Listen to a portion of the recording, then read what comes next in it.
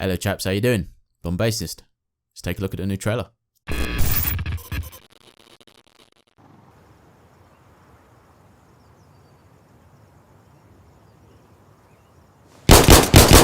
I'm reloading!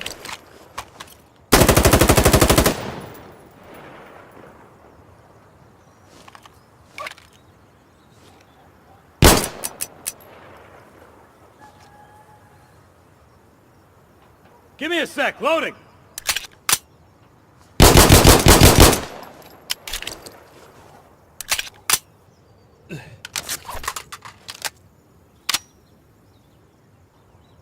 Loading, loading! Loading, loading!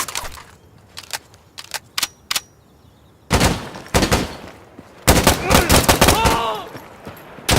I'm reloading!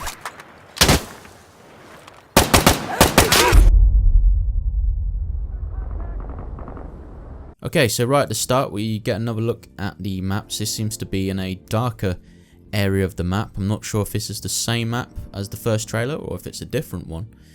But it definitely seems a little bit darker, and the sun does seem a little bit darker as well. But taking a look at the dark spots on the map, it does seem like visibility even indoors does seem pretty good, so target acquisition shouldn't be too much of a problem.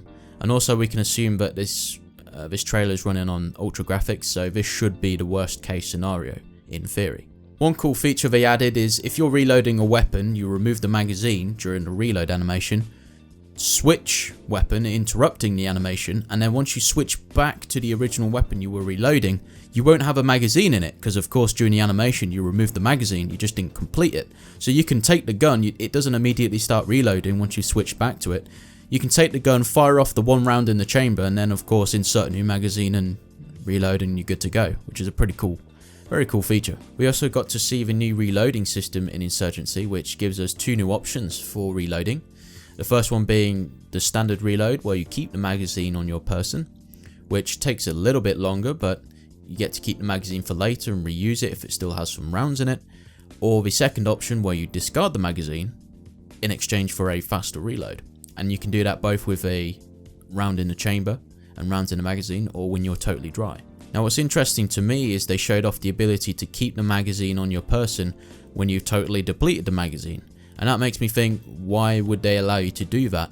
And the first thing that comes to my mind is one of the things they could do is they've just added the ability to resupply and put down ammo packs in Day of Infamy. Assuming that they bring that new feature into Insurgency Sandstorm, maybe you can only resupply yourself if you already have magazines kept on your person, for example. And you know, if you've discarded all your magazines, maybe you can't resupply. That could be a very interesting dynamic, and it does work authentically because that's how, you know, reloading goes down in the field, right? You get crates of bullets instead of crates of magazines preloaded, so could be another interesting dynamic which wasn't made too obvious in the trailer.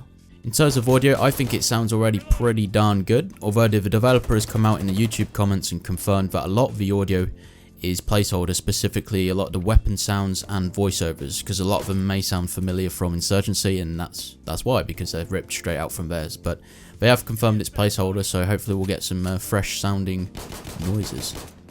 First person animation quality looks excellent. Inspect animations, sprinting animations, reload animations all look really slick, very smooth and very weighty and very appropriate to this kind of game. Very good looking animations, good job. So there's a unique animation for discarding the magazine and keeping the magazine, which is really cool, in addition to rechambering the round animation and tactical reload animations. Each gun should have about 4 reload animations, which is going to be pretty cool. Another thing I noticed is that they've added first person callouts to the game. In Insurgency, if I remember correctly, you did do callouts when you reloaded and stuff like that, but you couldn't hear them in first person, only your teammates could hear it. So adding it into first person is, I think, quite a nice touch. So we got our first look at the gunplay system, and I gotta say I'm a little concerned where things could go. I'll just talk about it real quick. So in the old Insurgency, it was the traditional first-person shooter, you know, with the gun model. When you aim down sights, the gun model and the camera, it's all fixed in the same place. The gun never drifts from the center of the screen. It's all locked in, and it's just the camera that looks up, right? That's where all the recoil is. Well, in Sandstorm, it looks like they're going with the kind of system where the gun model actually drifts away from the center of the screen and drifts up and wherever the recoil tends to go on that particular weapon.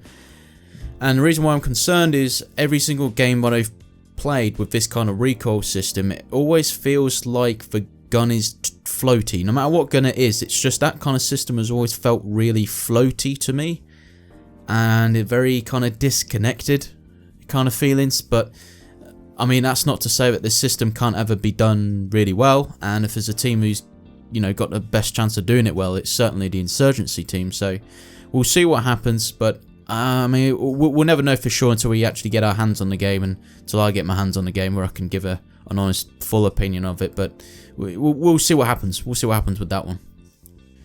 So I slowed down the footage, had a quick look. It doesn't look like there's any spread or random deviation going on with the weapons. So where you point with the gun is where the bullet's gonna go, which is a really nice feature. I'm glad that they've not gone down the whole random spread deviation route, which is good.